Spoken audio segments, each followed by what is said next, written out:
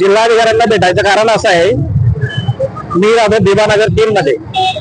आमची समस्या अशी आहे की आमचा जो बिल्डरने ओपन प्लेस लिहून दिलेला आहे, तर तो ओपन प्लेस महानगरपालिका यांनी तो सांडपाणी प्रकल्प तयार करण्यासाठी दिलेला आहे. तो आम्हाला तिथं नामंजूर आहे, कारण आम्हाला तिथं आरोग्याचा धोका आहे, म्हणून आम्ही तिथं ते काम करण्यास नकार देत आहे. काय मागणी नेमकी मागणी तिथं ते काम व्हायला नको, कारण त्यांनी महानगरपालिकेने ते काम भाडेतत्वाने एका कंपनीला दिलेलं आहे आणि ते काम दुसरीकडे हटवावं अशी आमची कॉलनीवासियांची सर्वांची इच्छा आहे. व तिथं आमचं एक धार्मिक मारुतीचं मंदिर होतं, तर ते मंदिराचं त्यांनी तिथून काढून दुसरीकडे हलवून दिलं व त्या मंदिराची विटंबना झाली. तर त्याचे जबाबदार देखील महानगरपालिकाच आहे. माझं नाव मच्छिंद्र तुकाराम पाटील, राहणार दिबानगर 3. तुम्ही कशा संदर्भात तुम्ही जिल्हाधिकाऱ्यांसमोर निवेदन केलेलं आहे? आम्ही 2-3 वेळेस जिल्हाधिकाऱ्यासमोर निवेदन देऊन आलेलो आहे. आमचे म्हणजे 300-350 लोकांची वस्ती आहे. आम्हाला एकच ठिकाणी ओपन प्लेस आहे आणि आमच्या घराकडून एकच रस्ता आहे. तो रस्ता आम्हाला म्हणजे वृद्धांना, लहान मुलांना खेळायला अजिबात जागा नाही. तिथं ते प्रकल्प केला म्हणजे आमच्या आरोग्याला धोका आहे. अगदी जवळच आमचे घर आहे तिथं आणि आम्हाला असं एकच रस्ता आहे, म्हणजे तिकडूनच जाता येत आणि येता येता. आता आमचे कार्यक्रम जर आम्ही रस्त्यावर ठेवले तर बाकीच्यांनी कुठून जायचं? म्हणजे 150-200 लोकांचे ते आमच्या एकाच गलीतले आहे लोक तिथं, आणि तिथेही आम्हाला ओपन प्लेस दिलेला होता. आम्हाला सामान्य माणसांना काही समजत नाही कायदा कानून. आम्ही त्यांना बोलायला गेलो की हा आमचा ओपन प्लेस आहे. ते म्हणत होते हे तुमच्याकडेच ओपन प्लेस आहे. आणि म्हणायचं आम्हाला बिल्डरने दिला आहे, तुम्ही हे केलं नाही, तुम्ही नोंदणी केलं नाही, ते केलं नाही. आता आम्हाला काही तेवढं समजत नाही. आम्हाला आता सांगताय की तुम्ही नोंदणी करायला पाहिजे होतं, हे करायला पाहिजे. आमच्या पद्धतीने आम्ही केलंय, जेवढं आम्हाला माहित होतं, जेवढं सांगितलं होतं तेवढं आम्ही केलं. तेवढे ते कागद त्यांना अपुरे पडताय.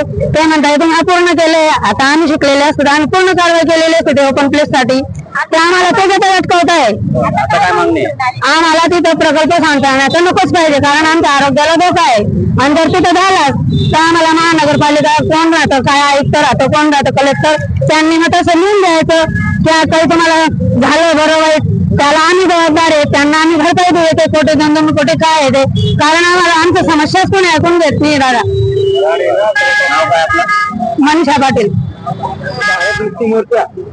आणि बहुजन मुक्ती पार्टीच्या वतीने 2 आंदोलन या ठिकाणी करण्यात आलेले. पहिलं आंदोलन दिवानगर 3 मधील नागरिकांच्या दिवानगर वासियांची कोणत्याही प्रकारची परवानगी न घेता, पूर्व संमती न घेता त्या ठिकाणी महानगरपालिकेने हा सांडपाणी प्रकल्प आणलेला आहे. नगरपालिकेने जो 2025ला सर्वसाधारण सभेमध्ये विषय मंजूर केला होता, त्या विषयामध्ये 8 क्रमांक आणि 1 आणि 2 याचं पूर्णपणे उल्लंघन झालेलं आहे. आणि ते उल्लंघन झालेलं असताना सुद्धा त्या ठिकाणी प्रकल्प ते सुरू करतायत. ही अत्यंत गंभीर बाब आहे.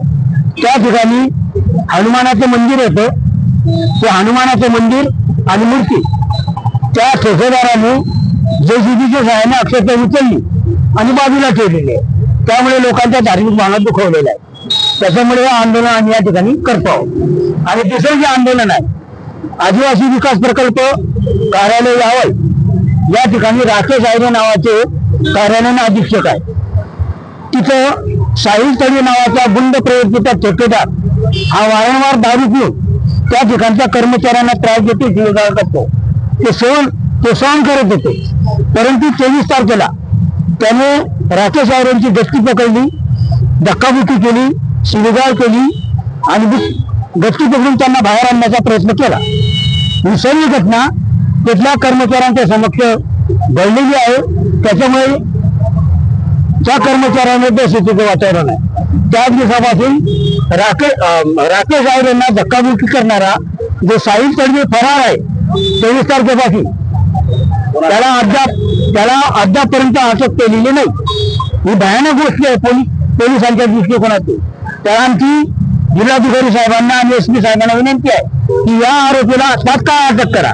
जर अटक केली नाही तर राकेश आवळे, त्यांचे कुटुंब आणि आदिवासी प्रकल्प कार्यालयातील सर्व कर्मचाऱ्यांचा जीवाला धोका आहे. जर त्यांचं काही बरोबर झालं तर याला पोलीस प्रशासन हे जबाबदार राहील असा विचार आम्ही या ठिकाणी देतो.